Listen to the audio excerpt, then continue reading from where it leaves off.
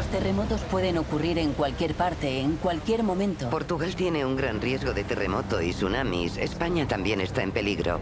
Aquí la ola pudo llegar a tener 19 metros de altura. Y va a ocurrir, no es que podría ocurrir, va a ocurrir en el futuro. ¡Adentro, adentro, adentro! Si sientes ese terremoto, no esperes a que llegue el agua. El agua te llevaba por donde quería, hacía contigo lo que quería. Literalmente el hotel venía con nosotros. Cuanto más cerca tengamos un sensor, más rápido podemos detectarlo. Antes podemos avisar y más tiempo tienen las personas para ponerse a salvo.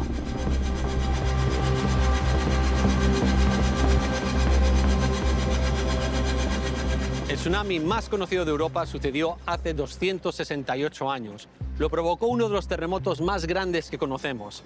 La Tierra tembló durante 8 minutos, afectó 4 continentes. Donde golpeó más duro fue aquí, en Lisboa. No fue el primer gran terremoto que provocó un tsunami, ni tampoco será el último. En este documental contamos qué causan estos terremotos que provocan tsunamis, destapamos nueva evidencia histórica sobre su recurrencia y exploramos tecnologías que nos pueden mantener seguros. Esto y más en Preparados para el Tsunami.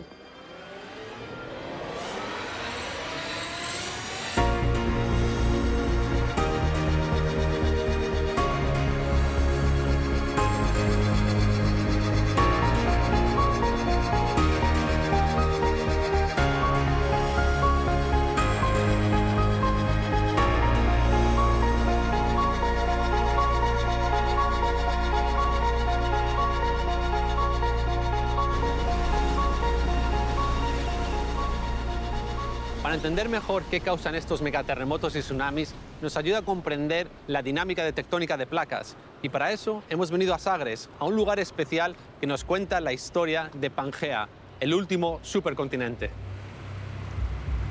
Estamos en la playa de Tileiro, en la zona más sudoeste de la península ibérica. La playa de Tileiro tiene un afloramiento espectacular, un afloramiento único, en el que vemos los procesos de la formación de Pangea y después de la fracturación de Pangea. ¿Hace cuánto tiempo pasó esto?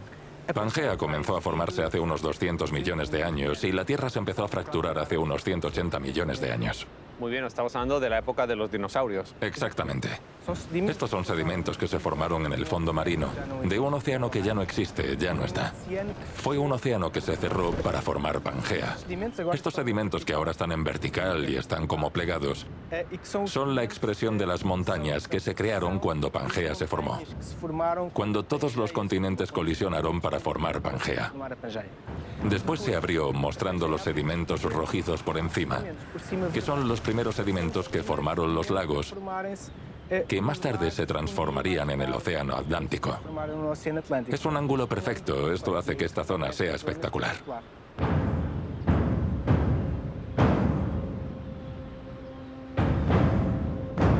Si vamos hacia el otro lado del Atlántico, para la zona de Canadá, nos vamos a encontrar las mismas rocas, exactamente las mismas, simétrico.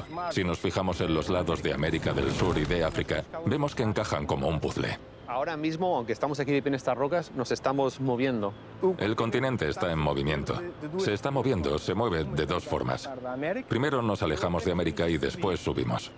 Piensa que en esta zona la placa oceánica está comenzando a entrar por debajo de la placa continental. Y eso hace que la placa continental suba, como si comenzara a formarse una pequeña cadena de montañas. Estamos en un lugar elevado, cerca de 100 metros por encima del nivel del mar, que es una expresión de la placa tectónica de hoy y la tectónica actual que generan los sismos que sentimos hoy. El movimiento no es continuo, son como saltos, y cada salto es un terremoto.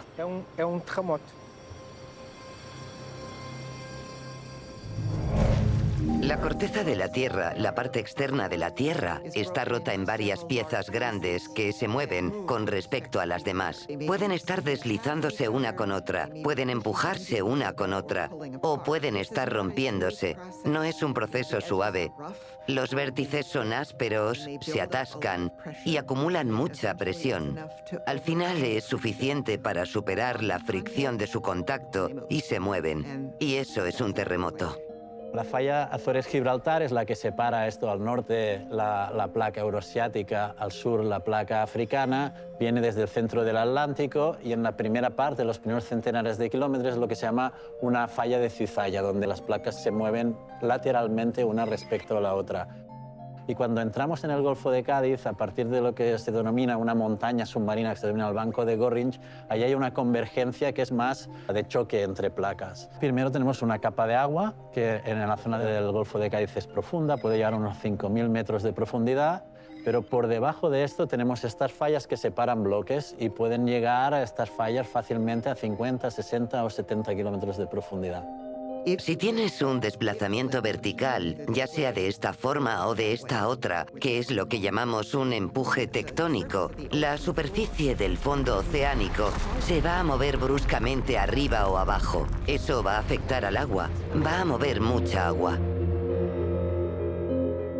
Estamos imaginando una superficie rectangular con un lado de cientos de kilómetros donde el agua se eleva en un instante y esa perturbación se transmite en forma de olas de tsunami por todo el océano, llegando a ser un fenómeno a escala global. Es un muro de agua. Es un muro de agua y varias olas.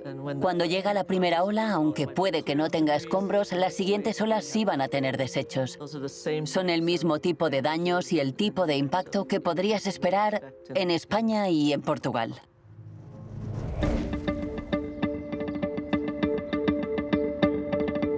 El gran terremoto de Lisboa del 1 de noviembre de 1755, que produjo entre 50 y 100.000 muertos y devastó prácticamente la ciudad de Lisboa, y produjo un terremoto que todavía están las marcas en la Catedral de Cádiz hasta donde llegó la altura del tsunami.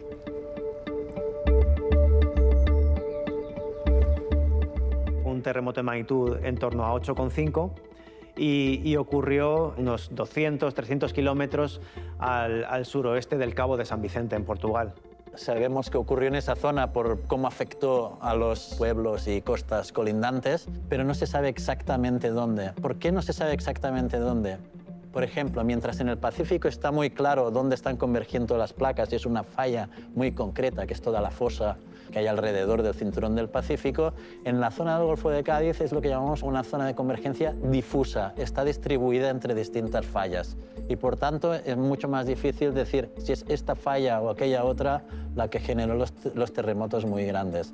Si conocemos la falla, podemos simular, nos ayuda a decir qué podría pasar si volviera a ocurrir y, por tanto, qué medidas debemos tomar para mitigar su impacto. Tiene que ser una falla muy grande para producir una liberación de energía de un terremoto de una magnitud entre 8,5 y 9. Fue un tsunami transatlántico porque se han encontrado muestras de estos sedimentos, de estas tsunamitas, tanto en Canadá, en el Caribe o en Brasil.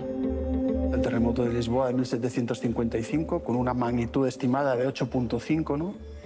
Y este terremoto además generó un tsunami. Tenemos la costa norte de Marruecos y sur de la península ibérica, ¿no? Que está ahí al lado. Y entonces, claro, son zonas densamente pobladas actualmente en las zonas costeras. Solo tienes que ir al sur de Portugal, ¿no? En el Algarve, o Huelva y Cádiz en España, y ves la cantidad de gente que vive ahí. Si tú tuvieses hoy en día un tsunami con un terremoto de esa magnitud, el desastre que podríamos vivir sería grande.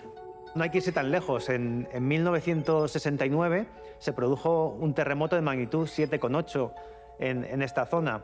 En 1975, un poco más al oeste, otro terremoto de magnitud 7,8. Es decir, no están tan lejos en el tiempo estos terremotos de elevada magnitud que en el caso, por ejemplo, del terremoto de 1969, se sintió en todo el país. Causó víctimas y provocó el pánico general en todo Portugal continental. Ese seísmo también se generó en el fondo del océano. Hemos hablado de los megaterremotos que causan los tsunamis. Pero ¿cómo podemos medir un terremoto para poder estudiarlo de forma específica? Esa pregunta la respondió aquí, en 1935, en Caltech, Charles Richter. La escala de Richter mide la distancia y la amplitud de la onda sísmica. Esto refleja la energía que desprende un terremoto. Richter inventó esta escala para medir terremotos muy grandes y muy pequeños.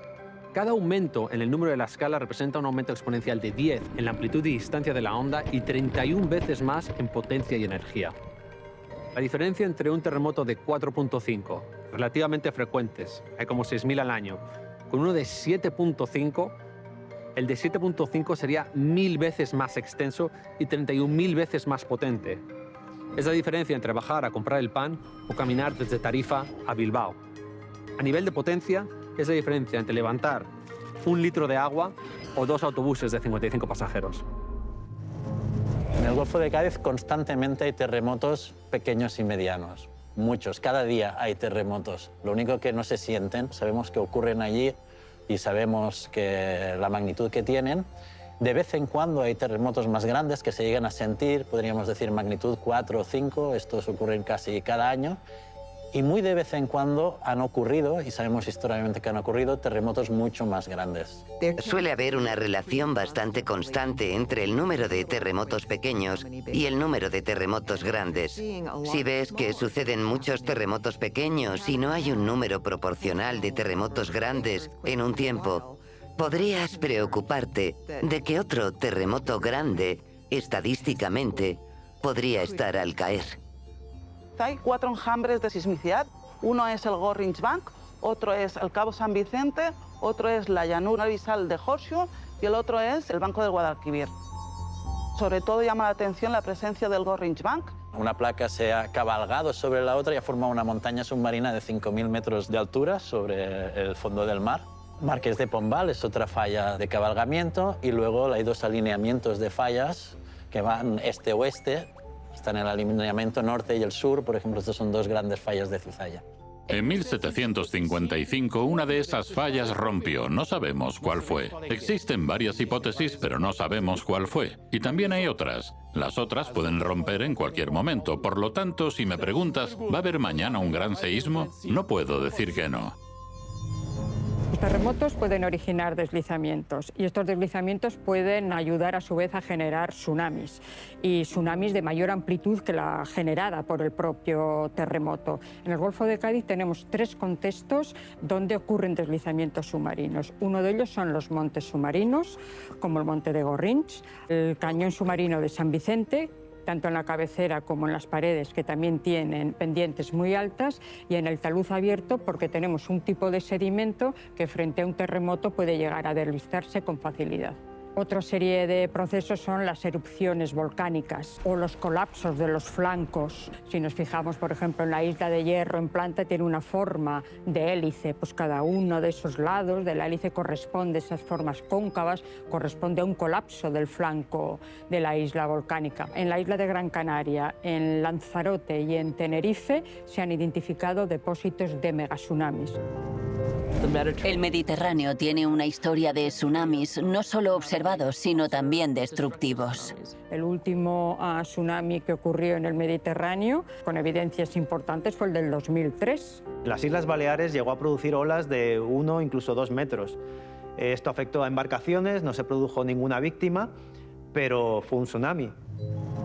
En términos de tectónica de placa, Iberia es solo una parte pequeñita de una placa tremenda que se llama Euroasiática, que empieza de Gibraltar más o menos y acaba en Kamchatka, que se mueve en diferentes direcciones, depende de dónde estás en el mundo. Estos son observaciones terrestres, pero utilizas señal que vienen de los satélites que están a 20.000 kilómetros de altura. Esos GPS al mismo momento, si los pones fijos en un sitio y los comparas con otras posiciones fijas en un sitio, tú puedes ver que hay un movimiento. La zona de California se está yendo hacia el norte en el Pacífico. La placa del Pacífico se está metiendo por debajo de la placa sudamericana. Si comparas la convergencia de placa africana respecto a Eurasia, que sería península ibérica, son 5,5 milímetros al año. Pero esto es si tú mides el movimiento relativo de, por ejemplo, Rabat respecto a Madrid. Esto sería que se están acercando unos 5 milímetros al año cada año. Esos movimientos son los que generan esta energía, ¿no? que se acumula y que se termina liberando pues, mediante terremotos. Si los continentes se mueven, ¿a dónde van? La formación de las rocas es un poco fractal. Empieza por formar pequeñas fracturas y esas fracturas se van propagando hasta formar una gran fila tectónica. Una que va a generar en esta zona una gran subducción.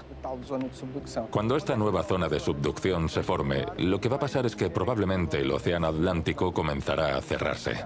La edad media de la costa oceánica es de 60 millones de años. Es muy poco para un planeta que tiene 4,5 mil millones de años.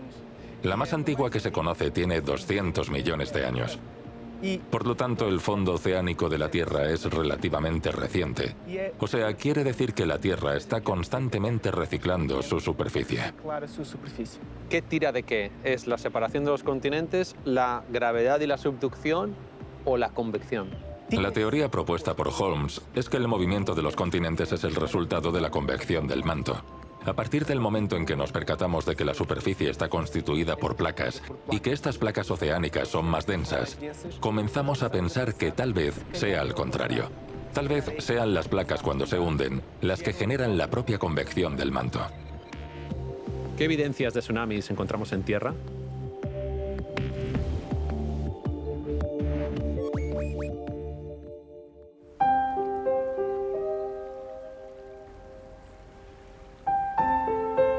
Nosotros lo que vamos a hacer ahora es un sondeo de vibración. Vamos a ir atravesando las diferentes capas que nos van a hacer reconstruir la historia de la sedimentación en el estuario, incluyendo pues, los momentos de tsunami.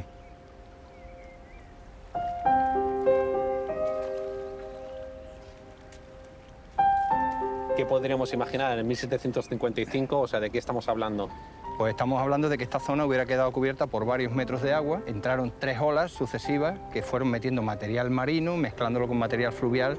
Esas olas se comportaron como una marea, pero como una marea que en lugar de entrar en 6 horas, entraba en 20 minutos. Volvía a salir, volvía a entrar, volvía a salir y así 3 veces.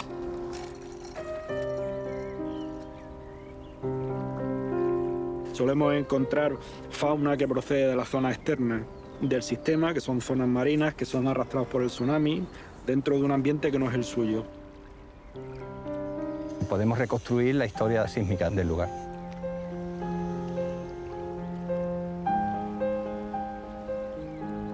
Lo interesante es que las conchas son de especies diferentes y sobre todo de especies que no habitan en este sector de las rías. Estas conchas no toleran agua dulce. Este es el tsunami más reciente que ha habido en esta zona del estuario, que ha llegado a esta zona del estuario, que es el tsunami de 1755.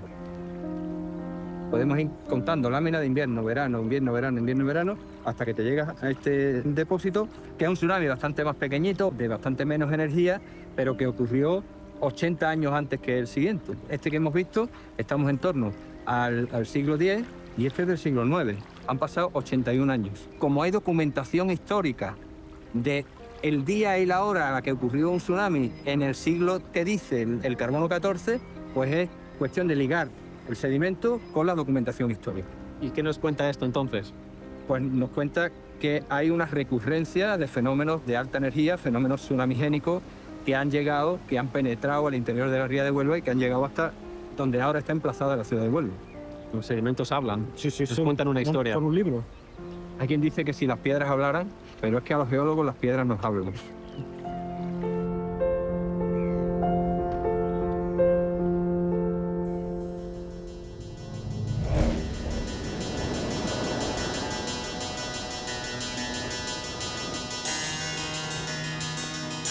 Estamos en el yacimiento arqueológico de la antigua ciudad hispano-romana de Baelo Claudia, la ciudad más al sur del continente europeo y la orilla del norte del estrecho de Gibraltar.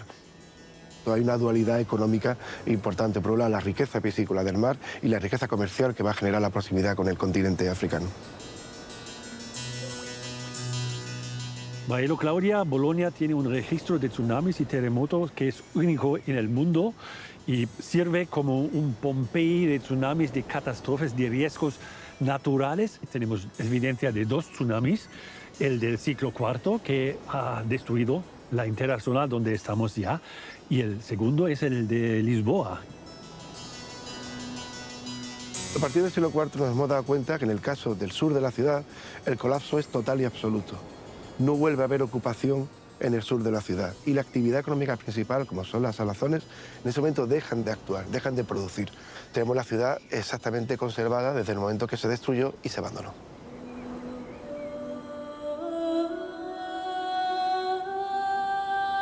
Estamos en la Basílica de Baelo Claudia, el edificio más monumental que existió en la ciudad de la antigüedad, junto con el teatro. fue excavado en los años 80 y fue el primer registro que los arqueólogos intuyeron que había habido un terremoto en Baelo Claudia. ¿Y cómo sabíamos que había habido un terremoto aquí? Cuando se empieza a excavar el edificio, los arqueólogos se dan cuenta del colapso del edificio, cómo las columnas todas habían caído direccionalmente, en la misma dirección, como si fueran fichas de dominó. No había sido un colapso que con el tiempo el edificio había caído en ruinas, sino que fue de golpe entero cayó. Esto es una comparación a una mesa donde están vasos. Y si tú caes en mesa, las columnas caen en la dirección donde el choque viene. Ah, claro, como se empuja la mesa, sí, se cae el vaso hacia el otro lado. Exacto, eso es el proceso que pensamos que está aquí.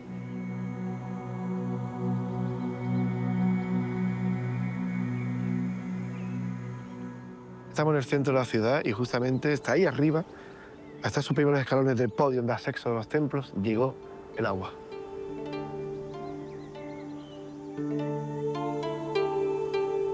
Estamos en una de las puertas principales de entrada y salida de la ciudad, literalmente en la puerta sur de Baelo Claudia. Nos dimos cuenta que el siglo IV, con el tsunami y el terremoto, quedó totalmente colapsada. La ola que accede a la Baelo Claudia, desde el interior a la costa, tiene cientos de metros, incluso kilométrica. De forma que cuando accede al interior la ola, la puerta de entrada de la ciudad se convierte en una vía de introducción de esa ola, de este agua. Lo que venía del tsunami entraba por aquí. Efectivamente, era una vía de entrada perfecta, puesto que estaba abierta, y además tenemos la colmatación prácticamente casi 1,5 metros de altura de esos sedimentos marinos que entran directamente en la ciudad. Es decir, la ruta de evacuación se convirtió en las rutas de entrada precisamente de la ola. No tenían dónde escapar. El que impidiera que justamente la vía, probablemente no. Es muy interesante saber qué opinarían en la antigüedad, pero fíjate, hay un dato. Si la zona sur no se vuelve a ocupar más, quizás porque no interesaría vivir tan cerca de la costa. Sabemos que una masificación de construcción muy próxima a la costa, en un lugar donde es sensible a este tipo de eventos, genera estos problemas.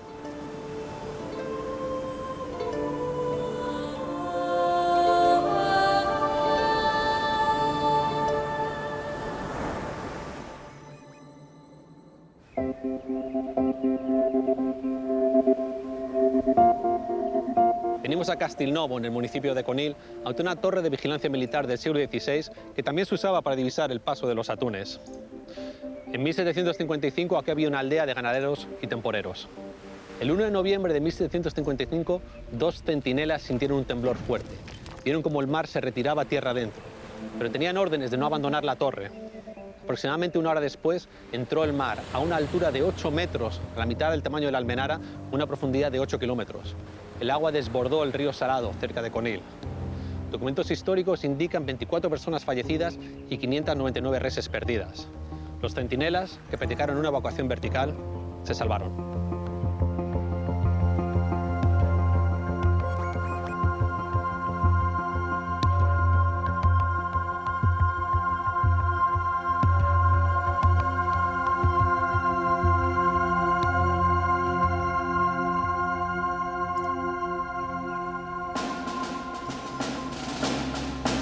Frente a estas aguas, en 1805, España y Francia se enfrentarían a la Armada Británica en la batalla de Trafalgar. Hoy es un destino turístico, pero pocos sospechan que caminan entre la evidencia del tsunami de 1755. Aquí la ola pudo llegar a tener 19 metros de altura. Esto no lo han puesto en esta posición los seres humanos. No.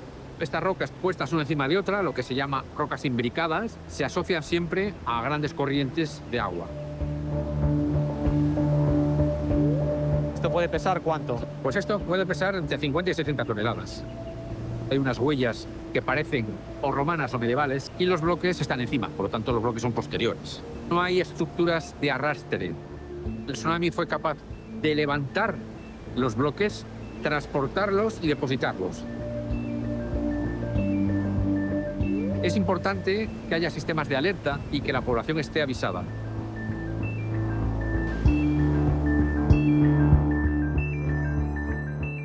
Como un artista trabajando y atento a la inspiración, un científico entró en acción. El 1 de noviembre de 1755, este castillo estaba siendo utilizado por el Observatorio de la Armada. Cuyo director era Louis Gaudin. Louis Gaudin era un académico francés que participa en la expedición al Reino del Perú para determinar la forma de la Tierra, del achatamiento a la Tierra, que era la discusión de la época, donde participa también Jorge Juan, Jorge Juan en un momento dado propone que Luis Godén sea el director de la Academia de Guardia Marina. Siendo científico y siendo astrónomo y habiendo vivido en 1746 la experiencia del terremoto y tsunami de Lima y el Callao, él estando en el laboratorio, cuando empieza a sentir las ondas sísmicas, recuerda esa experiencia y rápidamente él se aferra con una mano a un hierro que había incrustado dentro del muro del observatorio astronómico, que estaba lleno de relojes. Primero mide la hora, se queda con la hora, que son las 9:52, y empieza a notar esa llegada de ondas sísmicas haciendo ese hierro de diapasón. Como ha vivido terremotos en Perú, se da cuenta que lo que está viviendo es un terremoto y presta mayor atención. No solamente mide los 9 minutos, sino los periodos de las ondas primarias, de las ondas secundarias y de la atenuación. Los tiempos que él está proporcionando son tiempos bastante exactos. Es la primera vez que se mide un terremoto de forma científica.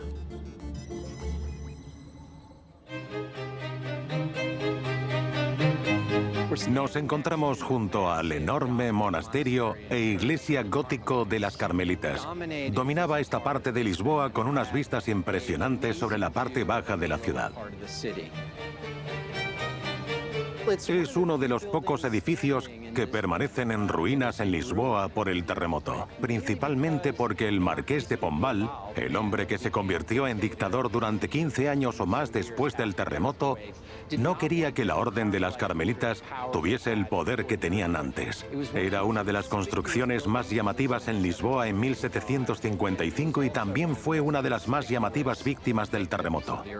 ¿Qué pasó aquí en el convento de Ocormo? Porque se ha convertido en un símbolo del terremoto de 1755. A las 9:45 de la mañana, cuando el temblor golpeó Lisboa, el techo, este techo gótico de bóvedas sobre la iglesia, se derrumbó y cayó sobre cientos de feligreses. Las personas huyeron gritando por la puerta principal. El campanario cayó encima de muchos de ellos y después, por debajo de los escombros, el fuego comenzó dentro de la iglesia, destripando la estructura por completo. El fuego empezó aquí, pero también comenzó en cientos de sitios a lo largo de la ciudad. Por la tarde, muchos de estos fuegos se juntaron en un gran fuego. Tuvo Lisboa, que ya no es, más vicios que Londres, que París, en los deleites hundidas. Lisboa queda hundida y en París se baila. Para Voltaire la pregunta era muy simple. ¿Por qué Lisboa? Es decir, ¿por qué castigar a Lisboa? ¿Qué tenían los lisboetas de tan terrible, de tan pecaminosos, que precisaban ser tan castigados? Los únicos pecados que encontraron fueron cosas tan simples, humanas e inocentes como los y las jóvenes durante la misa enviándose notitas de amor. No era razón para destruir una ciudad. Este hecho es el principio de una duda que las personas del siglo XVIII comienzan a tener acerca de si es posible que la naturaleza no sea, en el fondo, un buzón de mensajes de Dios para los seres humanos. Si no fuera así, eso significa que los desastres naturales no son un acto moral. Lo que es moral no es salir a la calle rezando porque hay un terremoto. Lo que es moral es enterrar a los muertos para que no se propaguen enfermedades y salvar a los vivos y reconstruir la ciudad. Sabemos de tsunamis pasados en la península ibérica. ¿Cómo puede ser de destructivo un tsunami? Toda la costa del Pacífico está en alerta por tsunami. El terremoto de casi 9 grados en la escala de Richter es el más fuerte de la historia de Japón. La gigantesca masa de agua ha llegado a 5 kilómetros tierra adentro. La planta nuclear de Fukushima tenía unos diques de contención de 6 metros. 46 minutos después, llegaría una ola de 14 metros. Dos reactores de la región de Fukushima estaban ya dañados. El nivel de radioactividad se ha disparado. Es uno de los peores desastres nucleares de la historia, comparado con Chernóbil. Nadie pensó que un terremoto así sería posible, hasta que lo fue. 154.000 evacuados y más de 15.000 muertos. El 28 de diciembre de 1908, Italia vive uno de los terremotos más violentos de su historia. Messina es el accidente natural más grande que conocemos en Europa. La gente no estaba educada para saber que una retirada del mar le acabaría acarreando luego una subida, un tsunami que inundaría la costa. Alrededor de 70.000, 80.000 personas perecieron en este accidente. El 22 de mayo de 1960, frente a la ciudad chilena de Valdivia, tiembla la tierra con un terremoto de 9.6. Más de la cuarta parte de la población ha quedado sin hogar. La catástrofe alcanza una magnitud aterradora, con miles de muertos y desaparecidos. Este puente sobre el río más ancho de Chile nos da idea del cataclismo, que ha dejado sin vivienda a más de 2 millones de personas. El temblor chileno deja sentir también sus efectos en las islas Hawái, a pesar de hallarse estas a más de 9.000 kilómetros de distancia del epicentro del seísmo. El maremoto produjo en este caso las mayores destrucciones en la zona de Hilo Hilo, donde las pérdidas se elevan a 60 millones de dólares. El 26 de diciembre del 2004, el terremoto más grande que conocemos azotó la costa de Indonesia. Desplazó la mayor cantidad de agua jamás registrada, provocando un tsunami que cruzó el Océano Índico. Mi familia vivía en Japón y fuimos de vacaciones a Tailandia ese año. Ese día nos levantamos, desayunamos y con los chicos decidimos ir a la piscina un rato. Yo lo último que recuerdo es mirar adelante y ver unas palmeras, que son las que adornaban la playa, cayendo literalmente encima de los bungalows. ¡Adentro, adentro, adentro! Me acuerdo de girar y ver un muro negro acercándose a una velocidad increíble. Me acuerdo de la sensación del brazo de mi padre que me cogió, empezó a correr y de pronto impactó. Yo recuerdo mi cuerpo parándose, resistiendo hasta que el agua rompía la pared, llegabas a la siguiente pared, resistía el cuerpo, se rompía la siguiente pared, el agua te llevaba por donde quería, hacía contigo lo que quería, literalmente el hotel venía con nosotros. Eres un muñeco arrastrado por una fuerza tremenda. Vimos coches, vimos trozos de hotel, vimos árboles, da igual, el tsunami te va a llevar si te pilla. El agua empezó a bajar, a bajar, a bajar y claro, de pronto te das cuenta que lo que parecían arbustos son árboles y que estás a 4 o 5 metros de altura cogido a un árbol. Había gente fallecida y luego mucha gente con muchas fracturas. Cortes, laceraciones, pero lo que más impactaba era ver las amputaciones. Piensa que en el hotel donde nosotros estábamos, el 40% de las personas fallecieron. No fue hasta después del tsunami de Indonesia del 2004, en el que fallecieron alrededor de 230.000 personas, cuando los gobiernos del mundo fueron conscientes de lo que es un tsunami y de sus peligros y cómo pueden ser no solo destructivos, sino mortíferos a través de fronteras políticas. Así que en el 2005 se estableció el sistema global con los sistemas regionales en el Océano Índico, los sistemas regionales en el Caribe para complementar los del Pacífico. Finalmente también un sistema regional para lo que llamamos el Atlántico Noreste y el Mediterráneo. Tenemos la orden y la responsabilidad de emitir alertas después de que ocurra un seísmo y antes de que llegue un tsunami. Tsunami Ready es voluntario. Queremos potenciar a las comunidades para que valoren realmente sus riesgos y tomen sus propias iniciativas para que estén preparados. Fundamentalmente son las señalizaciones, las rutas de evacuación, los mapas de inundación y la obligación de hacer 2 simulacros por año. En esta mañana de hoy, 1 de noviembre, nuevamente, como desde hace muchísimos años, el pueblo de Chipiona se reúne aquí, en la Cruz del Mar, para recordar lo que ocurrió en la fatídica mañana de un día como hoy de 1755.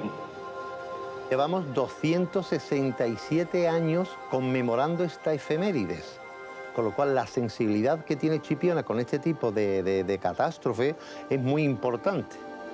Hemos tenido simulacros de plan de la Unidad Militar de Emergencia, hemos tenido simulacros de protección civil, hemos hecho estudios matemáticos del tiempo de duración que tardan los vecinos en ir de un punto a otro.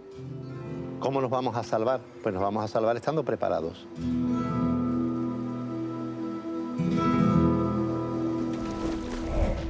Cualquier efecto negativo de un tsunami de grandes proporciones en la economía de Huelva, por ejemplo en su sector petroquímico o en el turismo de Cádiz, tendría repercusiones muy importantes en el PIB español.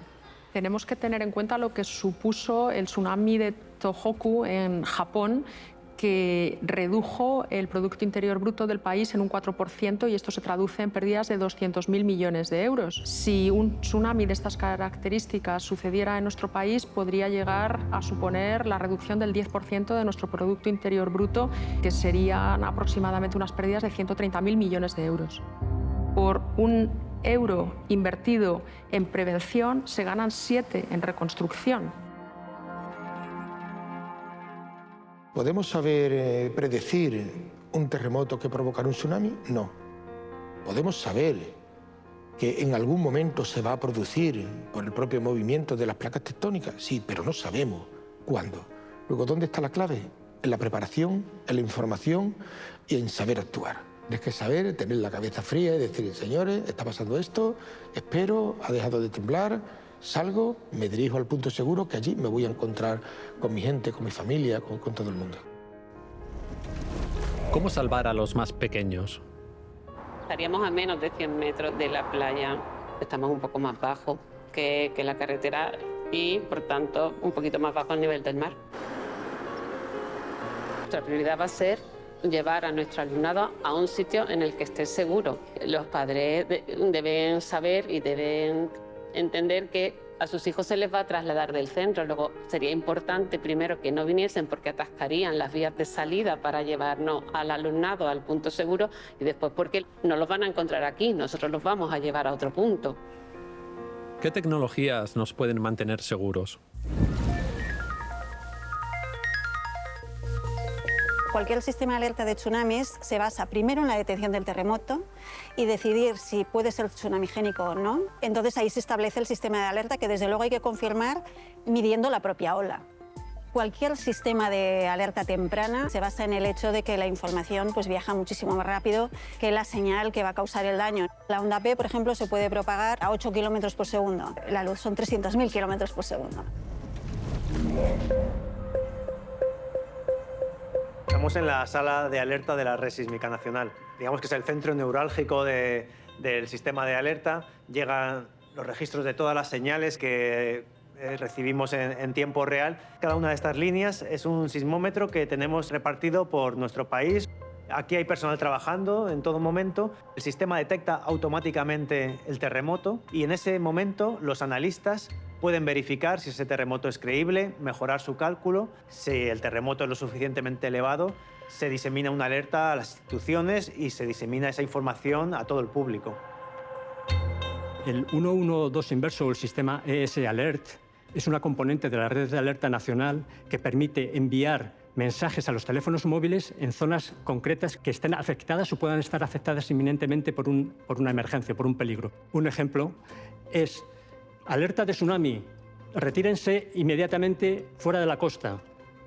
Por favor, evacúen. Después de la emisión de mensajes vía SMS, se acompañan de sirenas que están junto a las zonas afectadas y que avisan de inmediato a la población en las áreas afectadas, que se nutren de avisos en la televisión y en la radio. En mayo de 2021 se aprobó por acuerdo del Consejo de Ministros el Plan Estatal de Protección Civil ante el riesgo de maremotos. En 2023 se ha aprobado el primer plan de una comunidad autónoma ante el riesgo de maremotos en Andalucía. Un sistema de alerta de tsunamis es fundamental, ¿no? Porque estamos hablando de que el 60% de la población mundial vive en zonas costeras o a 60 kilómetros de la costa. Un tsunami se traslada aproximadamente entre 800 y 900 kilómetros por hora. Eso es lo que se llama el tsunami travel time. Cuando se produce un evento que es cercano a la costa, los tiempos de reacción son bastante bajos. La primera llegada a la costa del Algarve es entre 15 y 20 minutos. Compartimos la información entre Portugal y España y también con Marruecos.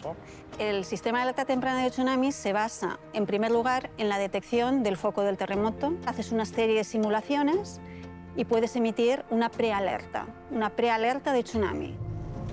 Vamos a ver una simulación del evento de 1755. Esto es como la deformación del fondo del mar que se produce, donde hay una elevación y zonas que se hunden. En rojo sería la ola que va por encima del nivel del mar, en azul sería la ola negativa que va por debajo, y vemos cómo esta simulación nos da los tiempos de llegada. De manera casi asíncrona, todo al mismo tiempo, parece que esa ola va a impactar en toda la costa española. muy importante la magnitud, mide la energía que se ha liberado en esa ruptura. Vemos el impacto que tiene en la zona de Punta Umbría y en toda la red aquí de Huelva. Y en la parte mediterránea, el tiempo de llegada a lo sumo es media hora, puede ser 20 minutos, o a veces la falla está muy, muy cerca y el impacto es inmediato. Estas tarjetas gráficas que nosotros utilizamos para el videojuego han explotado la capacidad de cálculo que tenemos. De calcular una simulación en 10 horas, pasamos a calcularlo en 1 minuto.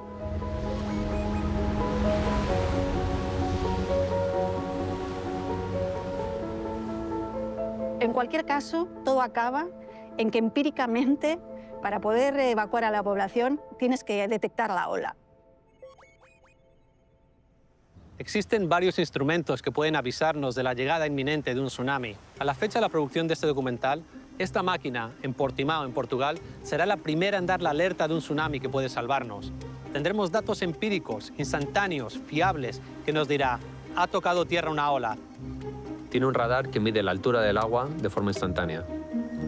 Dependiendo de dónde rompa la falla, este mareógrafo puede dar 20 minutos de aviso a las poblaciones de España y Portugal del impacto y la altura de la ola. Otros lugares comparten riesgos similares. ¿Qué soluciones se están implementando? Shoalwater Bay Tribe, nativos americanos del Pacífico Noroeste, viven junto a un estuario. No hay tierra alta. Recuerdan en sus tradiciones el tsunami del año 1700. Este tsunami afectó a Japón, al otro lado del Pacífico. Llegó sin avisar, sin que sintieran el temblor. Por eso se le conoce como el tsunami huérfano. No es casualidad que Shoalwater Bay Tribe sean los primeros del mundo en construir esta torre de supervivencia. Los cimientos son profundos, de más de 20 metros, capaces de resistir un terremoto de 9.0 y la licuefacción del terreno. Las rampas aguantan corrientes de arrastre, está accesible 24 horas, 7 días a la semana y disponen de un espacio reservado para víveres. Tiene capacidad para 400 personas. ¿Podría funcionar una torre de evacuación vertical en la península ibérica?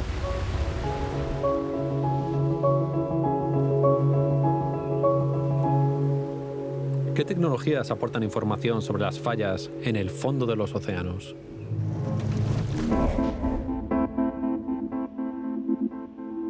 ¿Esto qué es, entonces? Este es el OBS con el que operamos actualmente. Es un equipo científico que está preparado para registrar los movimientos de la Tierra en fondo marino. El despliegue más profundo que hemos realizado son 5.800. ¿Y dónde habéis despegado 5.800 metros? En el Golfo de Cádiz.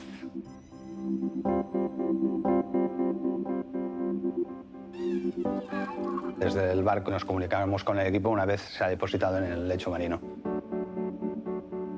La primera victoria es que lo recuperes. Bajas una bocina del barco, le llamas y él recibe la señal de cómo se llama y entonces se despierta. Le mando otra señal acústica que le digo libérate. Cuando sale a superficie, sincronizo el reloj con el GPS y recojo los datos. Lo que permiten estos instrumentos es caracterizar la falla y saber de alguna manera su peligrosidad. ¿Cómo conseguir información en tiempo real? Conversamos con un consorcio de investigación europeo con observatorios en el Atlántico, Mediterráneo y Mar Negro.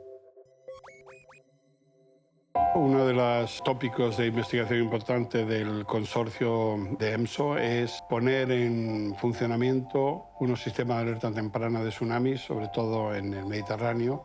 Una red de sismómetros sirve para hacer una localización precisa del terremoto y calcular el mecanismo focal. Tenemos muy pocos oceanómetros de sismómetros, que son los sismómetros que se ponen en el fondo del mar. En el Observatorio Submarino OPSI, que pertenece a EMSO-ERIC, hay un sismómetro submarino de banda ancha que está a unos 4 kilómetros de la costa y que está integrado en la Red Sismológica Nacional, que es importante para detectar cualquier aceleración del fondo oceánico. OPSI es una plataforma que tenemos a 20 metros de profundidad que está cableada. El cable es un elemento súper importante, dado que gracias al cable y la fibra óptica tenemos los datos en tiempo real. Los datos del terremoto llegarían antes a nosotros, ¿no?, que justamente la vibración de la propia señal o incluso el tsunami.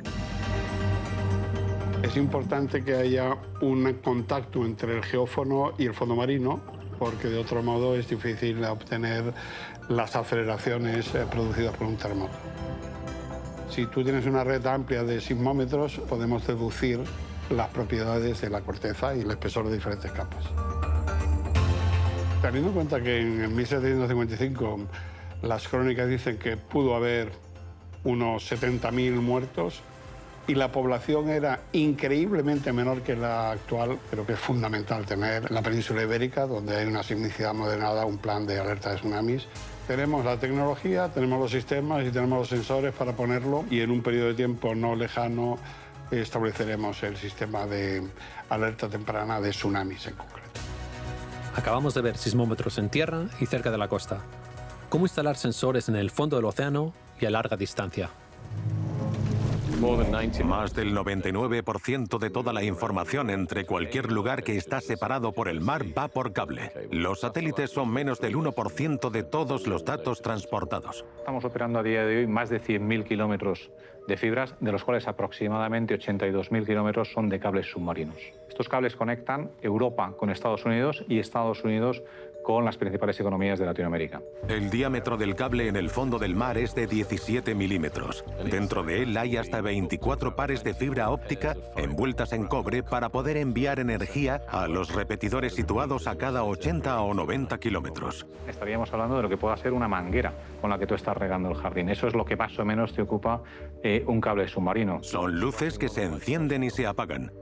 Y luces de muchas frecuencias de muchos colores.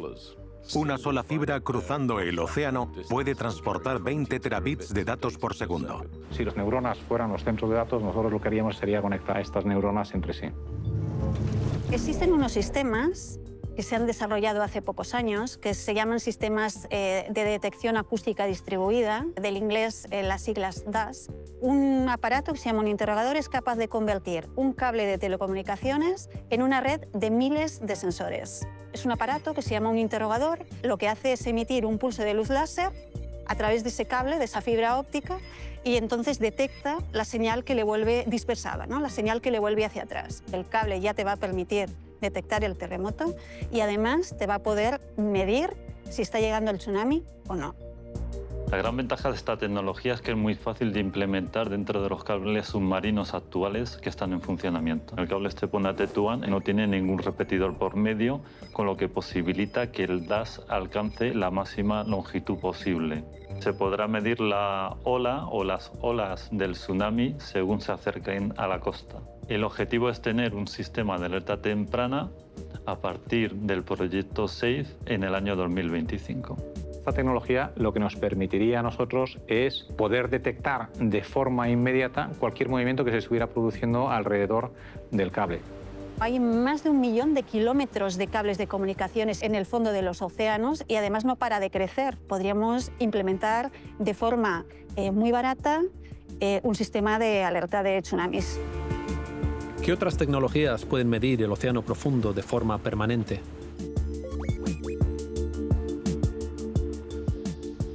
El concepto depende de una combinación entre observar y monitorear científicamente y en usar la infraestructura de telecomunicaciones, los cables.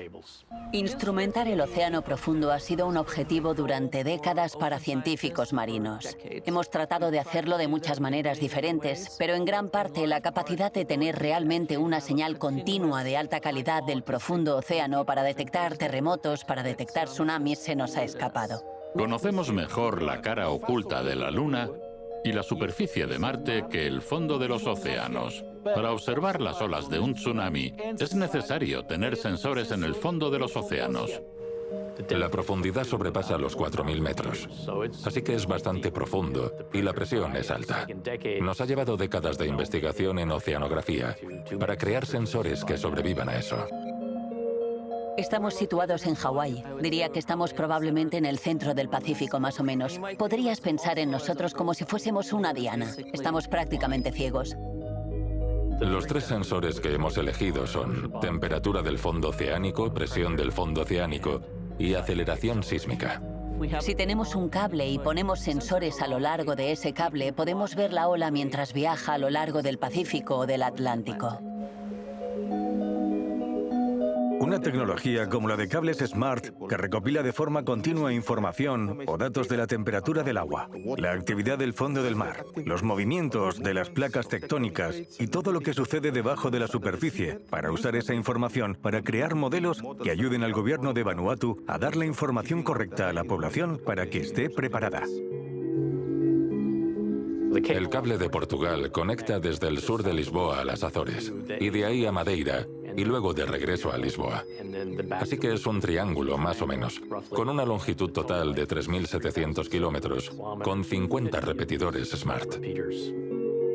Portugal es probablemente el país que tiene las zonas costeras más próximas a las fuentes tsunamigénicas. Tanto es así que típicamente será la primera en ser impactada. Es por eso por lo que es necesario ganar tiempo.